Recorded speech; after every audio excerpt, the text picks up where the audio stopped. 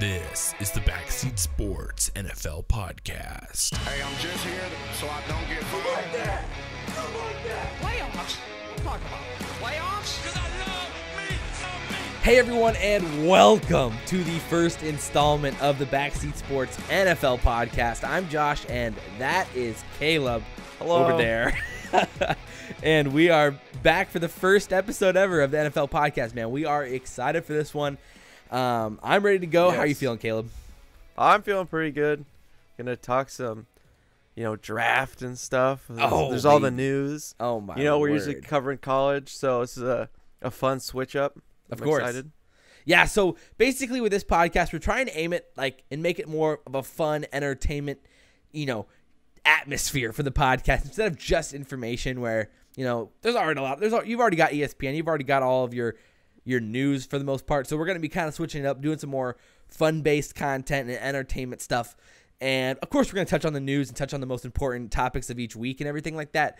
But, we're going to try to keep it a little bit more lighthearted, and that's going to be, kind of hopefully our lane, Yeah, exactly. I mean, we know that the Backseat Sports fans, you guys are the most educated people out there. You guys Yeah. have PhDs in sports. We're just out here trying to have some fun.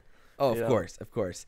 So basically, we're going to have a handful of segments on the show today. We're going to do a quick question, some news, talk a little bit of combine, and some of the most interesting things in the combine. And then we're going to do a little bit of one-word interview to wrap it all up. So I'm pretty excited for this first quick question. We're going to do a little quick question of who tweeted that Antonio Brown versus Le'Veon Bell edition, all right? Ooh. So I'm going to be reading the tweet, and then Caleb's got to guess whether or not it's Antonio Brown or Le'Veon Bell. Obviously, you guys can join us at home and do your best to guess who it is.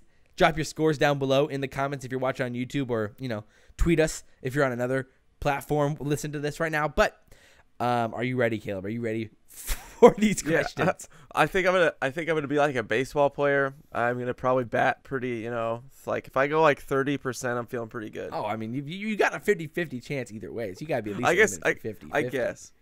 But man, there's tweets. They can, they're both from Pittsburgh. They could get kind of similar. Let's see. All right, here's the first tweet. Okay. Okay, with two Y's. We have a week until Valentine's Day, and it's looking as if I won't have a Valentine again. Sad face, crushed heart, and sweating, but still smiling emojis. I'm gonna go with Antonio Brown. It's Le'Veon. Really? Oh my goodness. 0 Dang for it. 1 already. Man, I thought that's Antonio Brown sad about him and Odell breaking up or something. We all know it's a thing. We all know they're together. We all know it. Love Sorry to is burst love. your bubble. All right. Okay, so here's a tweet. I come up from out the field. #rockstars with a picture of him and Post Malone. That has to be Antonio Brown. Ding, ding. It is Antonio Brown. Yeah, because Yes, Le'Veon yes. Bell wasn't on the field this year. All right. And Posty wasn't that big beforehand, so. Yep. All right, here we go. Government shutdown. Guess I'm tax-free. Nowadays, 6 figures when they tax me. Oh my goodness. This is a tough one. I know. It rhymes. Mm-hmm. Who's the rapper of the two? Who thinks they got bars? I'm just gonna keep picking Antonio Brown. I'm gonna go with him again. It is Antonio Brown. Let's go. But that's Okay. the ironic thing is that Lev is actually the rapper. Which Really? is why I chose. Yeah, Lev actually drops albums. Really? Yeah. You He's haven't heard got him? a SoundCloud. Oh, yeah, he does.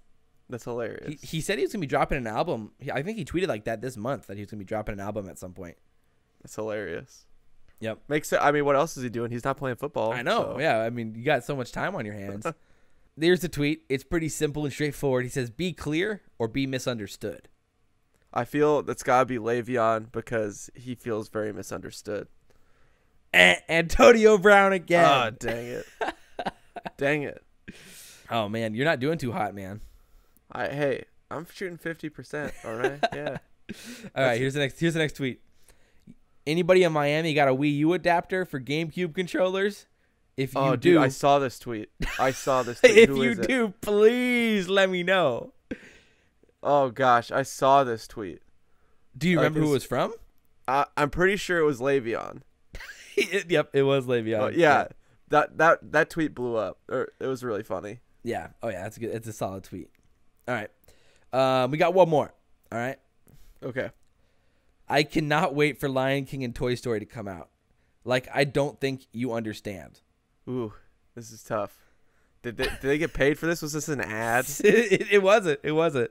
Wow, it definitely really? could have been. Yeah, it sounds like it.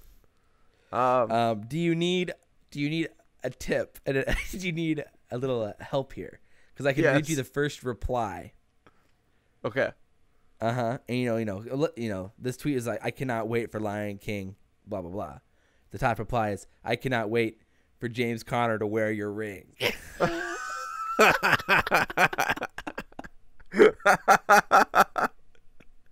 I think I know who that is. Oh my gosh. The salt. Oh, it's so good. I'm so sorry, good. Le'Veon. That guy just put you on gas. Like, oh, he's going to need an ice bath. Oh, Woo. it's so good. Oh my word. But yeah, I think we're gonna be keeping that segment around. That's a freaking good segment. And I was pretty excited. Okay, overall you did like what, 50% or something? Not bad. Oh, a little bit better. Yeah, I know. So I guess we can actually talk about some football and ask, who would you rather have on, like, say if you're the Steelers, who would you rather keep around? AB or Lev? Like, if you actually had like a legitimate choice, there was no like drama, it was just straight up, who would you rather keep? AB or Lev? Because it's kind of interesting because, you know, behind AB you got Juju, behind Lev you've got James Conner, so you've kind of got the two young gods behind both of them already. So who do you think you'd rather keep around? I mean, for me, it's no question it'd be Antonio Brown. He's just such a threat, and you know, he has great, you know, besides all the drama, he does have great work ethic, and he's got really nice, man, he can run routes, and he can break guys. And once he catches the ball, he's so deadly too. I'd have to pick Antonio Brown. Yeah, I thought we might actually disagree on this one, but I'm with you, man. And AB is disgusting, man. He's so good. And I do kind of lean on the side that running backs don't nearly matter as much as like running backs.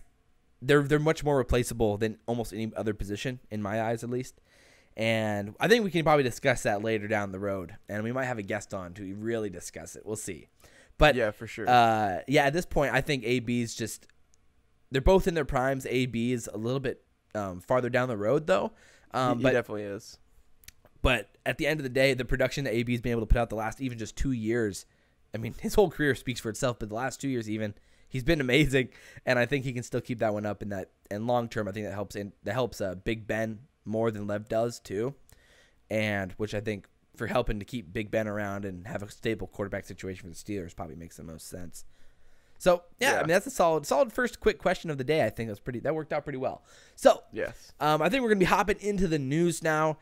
Oh man! Again, down the road we're gonna have like cool segment drops and like, you know, get the guitars rolling or something like that. But right now we're just gonna be just jumping into the news like a normal conversation does. And you know, it's been a pretty obscure, kind of weird week for the news when it comes to you know, the Robert Kraft situation. And I'm sure a lot of you guys are already a little up to date on this one, and we don't want to talk about it too much, but you know, I think it's definitely important to talk about considering he is the Super Bowl champion team owner. Yeah, you know, keeping the entertainment sound like a TMZ type deal podcast. Yeah, We'll talk exactly. about Robert Kraft. There's 2 charges of solicitation for prostitution. Oh man, first degree is pretty funny. It pains me. I can't. I can't believe it. Why? You're a billionaire. Yeah, I mean, did he have to go to like a? Man, You got like what, a 35 or 40-year-old wife? What are you doing? Or girlfriend? Yeah. It's girlfriend, right? Yeah, girlfriend. Yeah, I don't get it at all. Doesn't make sense. Why? Ugh.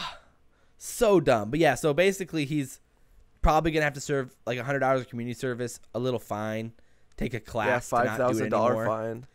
And maybe jail time. It is possible. He's Robert Kraft. There's not going to be jail time. Yeah, you just slip a couple. Yeah. A little A little settlement mil. deal somewhere in there, and Yeah. you know. Anyway, but yeah, so there's not like too much to talk about. It's going to be interesting to see what the NFL ends up deciding to officially do with it. And that's going to be something we're probably going to have to follow a little bit as the next few weeks progress, of course. And yeah, so at this point, we don't really know what's going to happen when it comes to NFL punishment, if there's going to be any, which it's very likely that there might be down the road. But yeah, I don't know. There's not too much else to talk about that. Obviously, the other biggest news of the day or of the week of the last month is the Antonio Brown, Le'Veon Bell situations. Lev Bell is free at last. That was a tweet that I did not put in there because everyone's seen that one. Yeah. But what he's free at last. What an idiot sometimes. And AB's got that trade request in, and it's going to be a crazy roller coaster of a ride with those two, as Lev's looking for a team and AB's looking for a trade. So it's going to be crazy. Do you think Le'Veon Bell's even going to get on a team? You think they're going to ice him? Well, he's going to get on a team, but the biggest question is he's going to get the money he wants. Oh, you know? no. And like, he wants some big time cash. I saw a few articles talking about the deals that some of the teams could put out, and the Texans, the Jets, and were kind of like the two teams that really stood out to me as the teams that could potentially actually offer him the money he'd be looking for. And the Texans would be a really interesting fit, considering their offense actually is a good offense already. The Jets would be a little less interesting because he'd just be basically there to take a few hundred carries, and that's about all they're going to do with him, you know? So I don't think they're not going to be winning that many games, even if they get Lev. Yeah, Deshaun Watson, DeAndre Hopkins, Lev Bell would be a very exciting offense. Man. It'd be really exciting. So I'd definitely be excited about that. When it comes to AB, that's a tougher situation for me, honestly. Because considering he's binded by the trade, and I think there's a huge difference in opinions when it comes to value of a guy like that. Yeah, especially at his age. That's the biggest thing. I don't know, I feel like he'll end up going like, I don't know, the 49ers showed up a lot of interest. The Panthers, something like that, where, you know, you could help out your quarterback. It'd be really I'd really like to see the 49ers. That'd be pretty interesting. What do you think the Steelers are looking to get versus what do you think that the teams are willing to offer? Because I think it's a pretty big gap right now. Antonio Brown's so valuable, but because he wants out, teams are going to be able to like lowball more. So that really puts the Steelers in a tough situation. But I think it's like you try to get something. You'd rather get something than nothing, I think, if you're the Steelers. When was the last time a big-time receiver was traded in his prime? It would be like Randy Moss, but people kind of thought his prime might have been over. That's very true. And like he went for like a middling draft pick. I don't know off the top of my head. I'm not sure, but it was like a fourth rounder maybe. Yeah. And I think teams are gonna be looking to offer thirds for AB right now, maybe seconds, but I don't think any team's gonna be throwing a first at him for a while. Gosh, that'd be such a steal. You get a guaranteed Antonio Brown, even if it's just for a couple 3 years. Yeah, I mean you're gonna get a great AB for at least probably 2 years. Yeah, that's nice. Yeah. I mean, and think about all the wide receivers who have resurrected their careers, even like after, you know. Oh no, yeah. Yeah, like Ted Ginn Jr. and Michael Crabtree had a great second half. On paper, it makes sense to keep him, like to trade a first rounder for him. But because of the situation that AB's in with asking for the trade, and because teams have this weird like affiliate love for first round draft picks, like where statistically like almost half of them bust and don't even play in the league after 3 seasons. Yeah. I don't understand why teams value it so much, especially like outside the top 15. Especially. Maybe it's like in a business reason of like it keeps hype for all the fans. I mean, it definitely does, which is interesting. Sells but as jerseys. a general manager, you shouldn't care about that at all. So it's just a weird situation. I think eventually a deal will be done, probably for a first rounder, but it's going to be a while before teams are willing to actually give that up. And maybe it wouldn't even be for a first. It might be for a second. So yeah, I'm really excited to keep following that down the road, obviously. Okay, so the biggest breaking news, this deserves to drop. I might make a drop right now. All right, if I made a drop, here's the drop. The breaking news is Robbie Gould was franchised by the 49ers. Oh my goodness, what news? You heard it here first. You probably didn't, but you did. Just pretend like you did. Yeah, just pretend like you heard it here first. The biggest news of the weekend, Robbie Gould, franchised by the Niners. Robbie Gould. Oh, my goodness. Crazy news. He's epic. So good for the best team in the league, the 49ers. absolutely the best kicker. Insane. But yeah, the free agency this year is just weird overall. Like when it comes to what players are available and who's out there, and that's kind of the biggest. I guess that was something I forgot to mention when we were talking about AB, was that the wide receiver market for free agents isn't great, which could help drive up the price for Antonio Brown if teams are really looking for that, and that's why the Panthers are a pretty interesting option. But yeah, at the end of the day, like, do you really want? It's just there's so many like middling wide receivers out there that would be average at best on your team, so that would be another reason why I could see a team being really interested in trading for Antonio Brown. Overall, I think we want to move forward and talk about the NFL Combine a little bit here because it is relevant for this week and definitely interesting. So I think the question we're going to start off with is, who are you most interested in for the Combine? Who are you most interested? Who are you going to be keeping your eye on the most going into the Combine, going into the week? Take it away. Alrighty. Well, I think the position I'm really most interested in is just defensive line in general, whether it's ends or tackles. There's so much talent and depth. I'm really interested to see how they're going to be able to separate it, because I think there's a lot of guys who can end up being the best in the whole draft, and it's going to be really interesting to see, that how much they're going to weigh into, like the 225 bench press, how quick their speeds are, is all going to be really interesting. The two guys, both who just played in the national championship, Quinnen Williams, who's a redshirt sophomore from Alabama, was just crazy impressive. The whole back end of the season, he disrupted offensive lines and is really impressive. In his face, Yeah. Oh yeah. Looks like he's 10, but he, call him the babyface assassin. I'm really excited to see. I'm excited to see him. And then Christian Wilkins from Clemson, who could have declared for that draft last year and probably been a first-round draft pick. But character guy, came back to win a natty. Again, it was pretty cool. And obviously Nick Bosa, who's just getting healthy from the Ohio State University. He's going to be in. And so I'm really kind of interested to see all those three. They're all kind of the big names up there at the top. And I'm interested to see who kind of differentiates themselves as the top guy to get drafted. Okay. All right. Yeah, I think we should definitely want to talk more about Nick Bosa down the road, like whether or not it's on a future podcast or something. Oh man, he's a crazy man. He's definitely an exciting one, and I'm looking forward to seeing where he ends up going in the top, probably 5, top 3, top 2. Who knows? 100%. Probably definitely in the top 3. Yeah. Unless you get the whole the mask beer like a the whole quarterback thing. situation could throw it up, and that is what I am most interested in seeing at the Combine, is, of course, all the quarterbacks. And highlighted by probably Kyler Murray and Dwayne Haskins. I mean, Haskins is looking to be the first QB drafted in the first round from the Big Ten since 1995. So it's pretty wild. I know. That blew my mind when I saw that stat. I'm like, what? How is it possible? But, looking to be that first QB drafted in the first round since 95. And, I mean, Haskins, obviously, I really love him as a prospect. I mean, we're Big Ten football fans, obviously, as many of you know. Yeah. And yes. We've watched Haskins one too many times tear up our team or another team in the Big Ten. So I'm interested to see what he can do. I'm interested to see what he can do at the Combine and see how he stacks up against the rest of the competition in all those measurables. And speaking of measurables, Kyler Murray's height is probably one of the most interesting things at the Combine as well, because no QB under 5'10 has ever gone in the first round, and that's crazy. Most people think that Kyler Murray is 5'9", maybe even 5'8".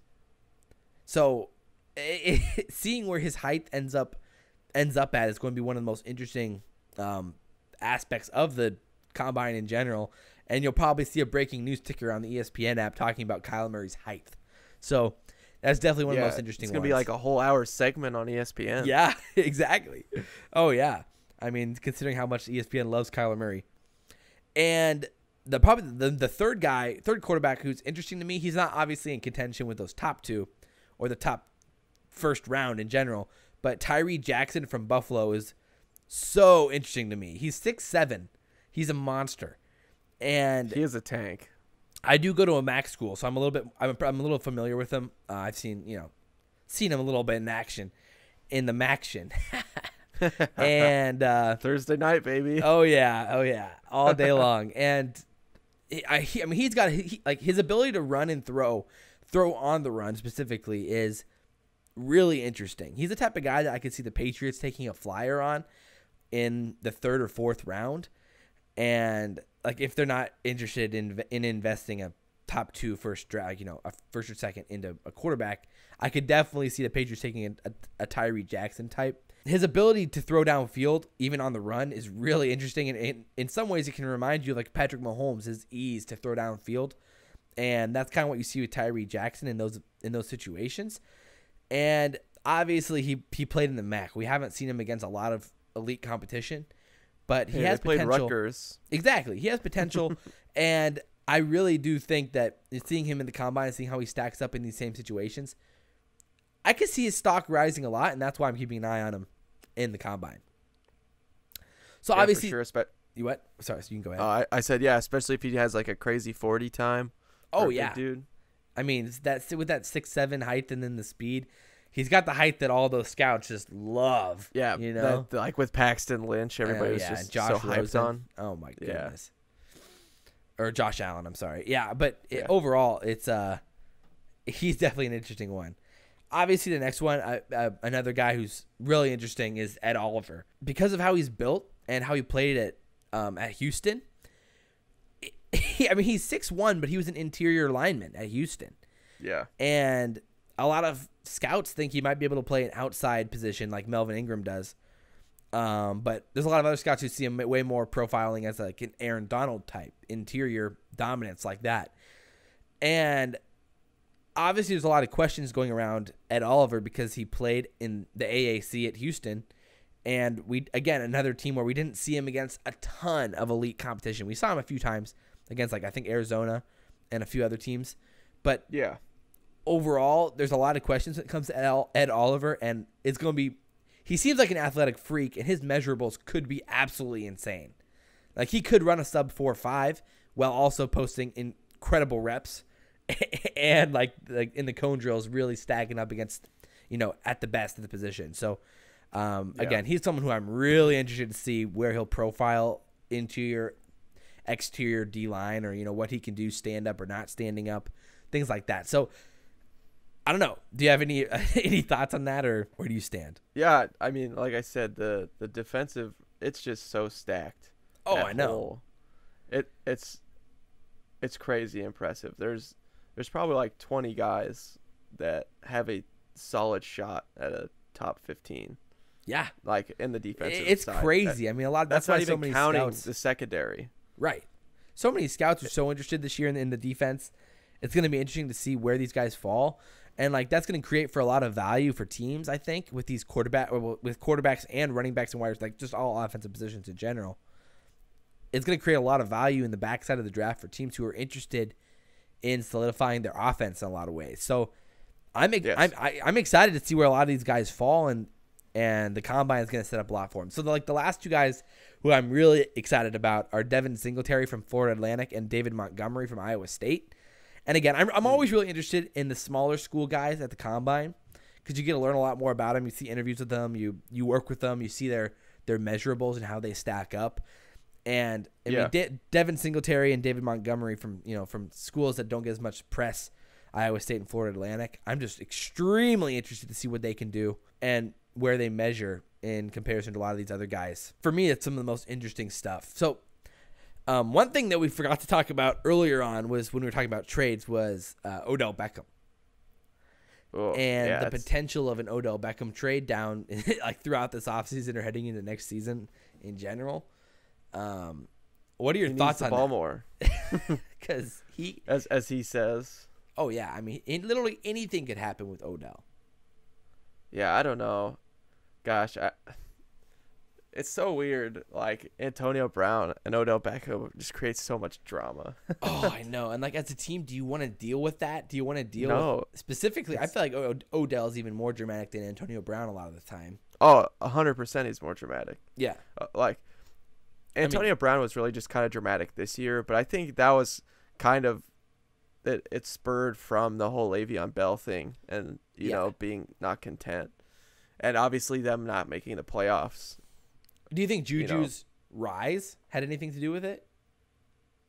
Oh, that's a good question. But I mean, AB still had league leading targets, right? I mean, yes. he was putting up huge numbers this season, even with Juju. Yeah, I mean, and two great wide receivers are obviously better than one, and you can both be really successful under that light. So just look at Thielen and Diggs that worked out for them pretty well. He had 168 targets. He's doing fine. Yeah, that's okay. Oh my word! Yeah. So I mean, when it comes to Odell, though, I think it makes more sense for Odell to be frustrated than it does for AB. Yeah, you have a terrible quarterback, and the team's just been frustrating. You're not good, yeah. And for me, it makes a lot more sense for him to be frustrated, and you just don't want to waste your career away with, even if say Eli leaves, now who's your quarterback? And you're dealing with a rookie quarterback, and a lot of frustration in that sense. Yeah, and they pick Kyler Murray, and he's terrible. And now your whole career is wasted because you're 3 or 4 years now down the road. And I can totally understand why Antonio Brown sees that frustration, and maybe AB sees that too with Pittsburgh. He doesn't want to deal with a rookie quarterback, while he's in his prime, and he wants to get traded to a team that's a contender. I totally can see that. Yeah, but again, is the team willing to put up with Odell? And are they willing to probably trade a first rounder for Odell? Yeah, I get it. Really depends on the situation. Like if I'm the Rams or a team that's really competing, I would totally put up with it. Right. Because the Rams are probably a little unrealistic. But I know what you're saying. But yeah, just a team that has a legitimate shot, or the Panthers, who are just some offensive weapons away from kind of getting back to where they were. Yeah. Their wide receiver core is terrible. Oh, yeah. No, again, that's why the Panthers make a lot of sense to me. They just need that big playmaker on offense to pair with Christian McCaffrey and Cam Newton, and a guy that allows Cam to kind of just throw it up to him sometimes when he has nowhere else to go with it, because Cam will definitely throw it up to him once in a while. That's definitely true. Cam doesn't know what he's doing half the time. Cam's just running out there and running around and just chucking it around. Sometimes he just has to find his man, just throws his way, So it's I totally could see the Panthers trying to find their big name guy, and that could be Odell, that could be AB, but could be both. It could be both. Who knows? That would be insane. Yeah, but I just don't think I don't know if the Giants are going to be that willing to trade Odell at the end of the day. Yeah, especially if they get a quarterback they believe in or whatnot. Right. Yeah, exactly. And that's probably going to be pretty telling overall. So with that said, I think we're going to transition kind of back into the free agent talk. It's been a kind of all over the map podcast today, but we're going to become getting better at organizing this thing. I promise. So we're going to talk about free agency a little bit, and then we're going to get into the one question interview about each player a little bit, wrapping it up. So overall, I think with free agency, we're going to talk about Nick Foles a little bit, because I think his situation is really interesting with where he's at. So basically, he ended up paying back the Eagles the money. He just basically paid him back that paycheck. So Nick Foles is a free agent, and he has a really weird value in the market right now. Yeah. He's clutch, man. If Alshon Jeffrey doesn't drop that ball, they win the game. Yeah, it's just his career is just such a weird one. I mean, he was with the Eagles. I feel bad for Nick Foles. Do you? What I feel. I feel bad. I think for he's Nick a Foles. lucky son of a gun.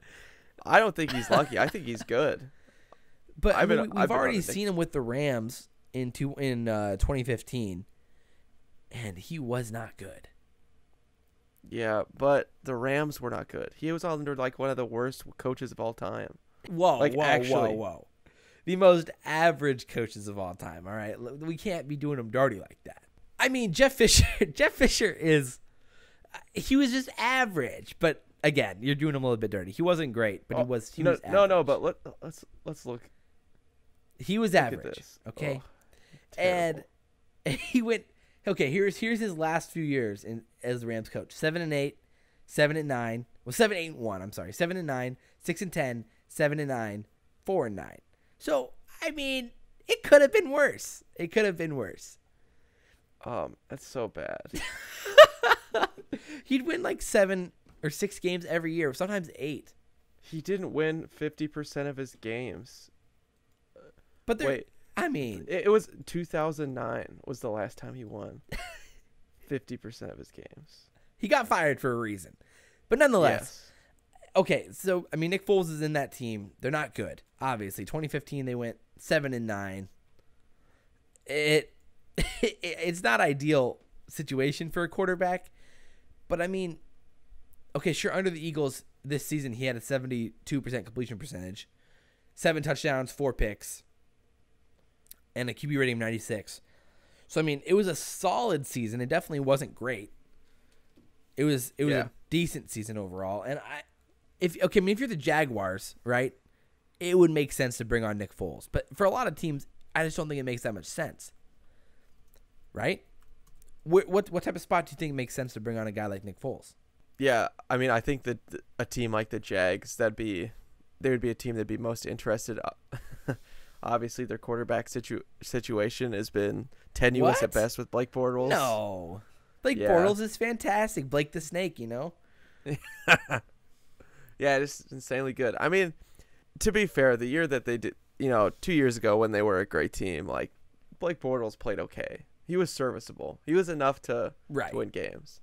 I feel bad for the guy. And at the beginning of the season, he had a good start to the season. Then he just fell apart. I think that then everybody just kind of gave the up. Jaguars fell apart. Yeah. The whole everything blew up. Yeah. But overall, I see Nick Foles falling into like a Jaguars type situation.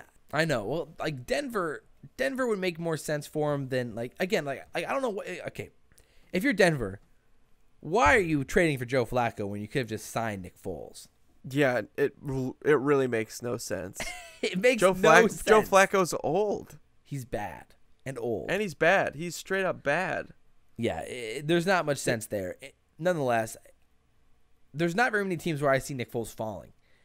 And he could be looking for a while, trying to find one before he actually does. Find a team before he actually does.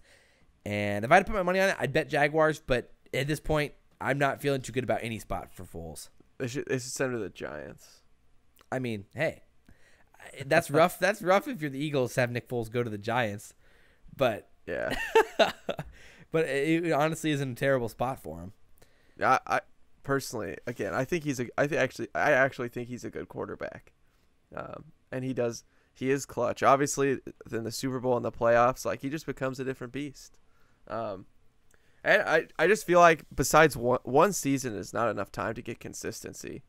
I don't know, man, but it just feels like whenever you give Nick Foles the reins, like when he actually is going to be the starter, he just hasn't performed. Yeah, I don't know. Yeah, that beginning, he just needs to have somebody play for him like the first 2 games, and then there always has to be somebody biting at his heel, like nipping at his heels, and then he'll be great. He's just something's got to light a fire under his butt. Yeah, well, that's gonna be tough. I don't know, but okay. So overall, I think we had a solid conversation there. We're gonna definitely keep talking about free agency as the weeks go along. And talking about other guys and landing spots. And I'm sure a lot of these free agents will land in our news segments about, guys who are showing up and signing with teams. So with that said, I think we're going to hop into the final segment of the day, which is the one-word interview. Basically, we're just going to be kind of wrapping up what we talked about today, but you only are allowed to say one word. It's one question and a one-word response. It should be pretty good, and I'm excited to get into it. So, Caleb, I'm going to ask you a few questions, and then you have to respond with one word. All right? Okay. Good. You passed the first test. All right, here's the question. What will happen with Antonio Brown? Panthers.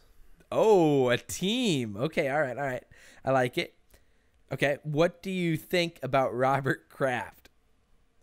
Suave.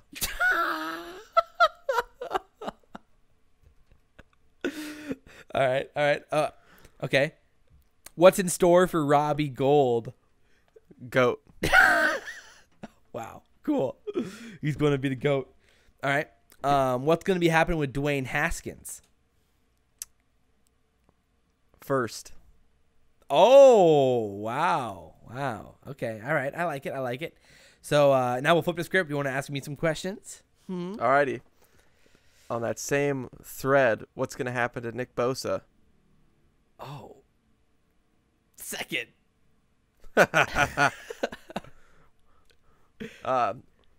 What will Kyler Murray's NFL career be like?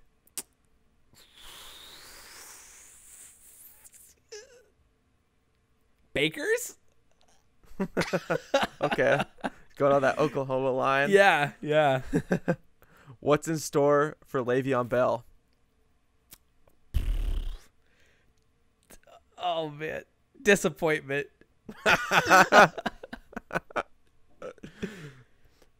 Now, the last question. Oh, is this the most important question? Yes. Oh. What should the listeners of this podcast do? Oh, my goodness. They should subscribe. There's more than one word for this one. They should follow on Twitter. So you can follow us on Backseat Sports. We launched our Twitter, actually. Woo. And so you can follow that one. It's BS Sports. Follow BS Sports because I know you guys love that BS.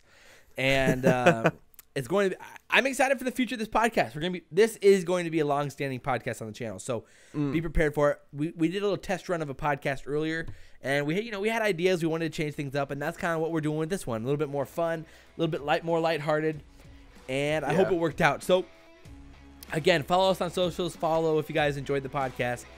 We always appreciate that. Drop your comments down below if you're on YouTube with what you guys are thinking, what's going through your guys' minds about all the topics of today with your one-word answers for the podcast. Preach it. Yep, and preach it, guys. We'll see you on the next one. I'm Josh. That's Caleb. Woo. And we will see you next week. Adios.